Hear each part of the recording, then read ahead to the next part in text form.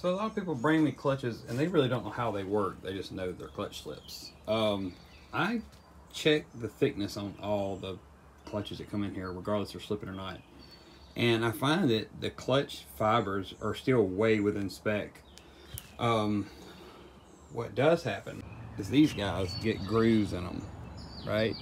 When they get these grooves in there, they'll start slipping, and no matter what you do, it's still going to slip a little bit if you don't get these grooves out. And I'll show you how I get those out in just a minute. Most of the times it's just springs. Literally, you can just put 60% springs on a stock clutch.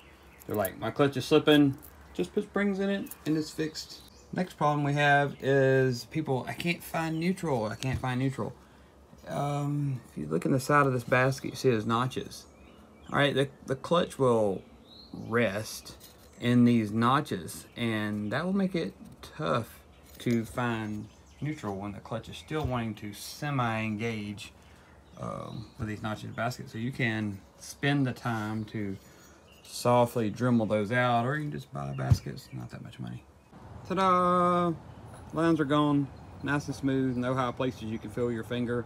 And I just use a 3M blue Scotch pad on a die grinder. This is literally a Harbor Freight, but works good, nice and cleaned up. But if you can feel those ridges, it's bad, especially if you put a new clutch on top of it. Next thing is, these actually have a top and bottom. If you look on the side, it's got a sharp side and a smooth side. On the basket, this goes down like that, so this smooth side up. Also, the washer, thrust washer in the back also does that, so it's same thing. Flat side goes down, sharp, smooth side goes up, right there. Okay, next thing on the inner baskets. When you put them together, they only go together really one way. So if you look on the back, they have this little dot, and I'm going to highlight it here. So there's one, and if you look on that basket, it's got a little dot right there, a little casting dot. So I'm going to dot it right there. And when you put it together, just line those up, and then like that. So I got the stack back together, and I line that red one up with the shifter drum. So I take the whole stack back out like this and lay it down to put the springs back in.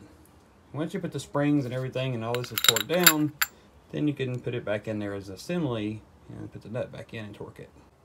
Now once you get your assembly back on, and don't forget your tray, you guys go on with it, you put your bearing back in. Make sure that it goes all the way back and touches. On these COSO plates, I see these bearings hang. People bring them to me and they're like, this clutch is acting stupid, and the bearing is hanging out of the plate. So that's important also. Don't forget to clean your screen and your spinner.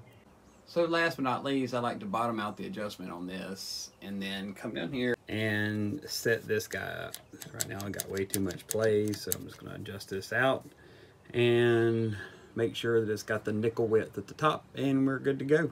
Don't forget to put oil back in it.